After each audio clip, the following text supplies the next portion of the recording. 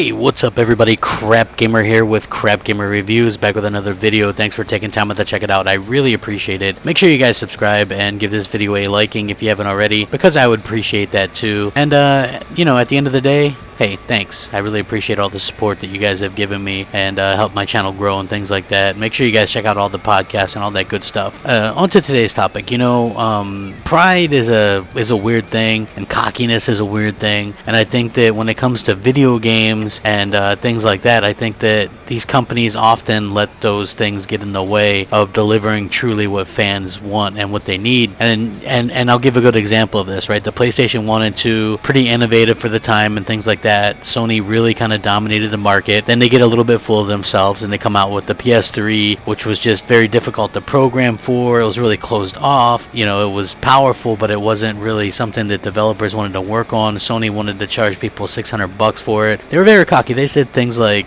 you know, get a second job to afford one. You know, they lied. They just kind of thought that people would just flock to this system, and it didn't really happen like that. You know, Microsoft did the same thing. The original Xbox came out, really carved itself a niche as like a hardcore box. You know, a lot of hardcore gamers liked it. It had like, it was a really powerful console. They introduced like a superior online service with voice chat and integrated features and things like that. Then they had the 360, which just took the world by storm. Absolutely phenomenal. You know, party chat achievements, just like really was just the epitome of cool. Everybody had one last generation. And then, you know, they kind of shit the bed a little bit with the reveal of Xbox One, at least in some people's eyes. I personally didn't mind the TV stuff because it's such a centerpiece to my experience anyway, but a lot of people felt a little bit weird out by that or whatever, so fine. And they've really kind of fixed the ship a little bit. Now, Sony seems like they didn't take long to get back to that cockiness, right? Because they're probably just going to come out, and when they show off their PlayStation Neo or whatever, they're just going to be like, oh, who cares, because people will buy it anyway. And I'm sure that people will, but I just think that that's a really bad attitude to have. I'm not saying that, you know, people shouldn't buy a weaker console, you know, if you enjoy the games or whatever. I get that, but I think that Sony is at the point where they're just really cocky and think that people will buy whatever shit that they shovel out because nobody really says anything negative about them. You know, Sony gets away with a lot of stuff, a lot of things that other companies wouldn't get away with, and sometimes leave you scratching your head a bit. You know what I mean? Like, I can understand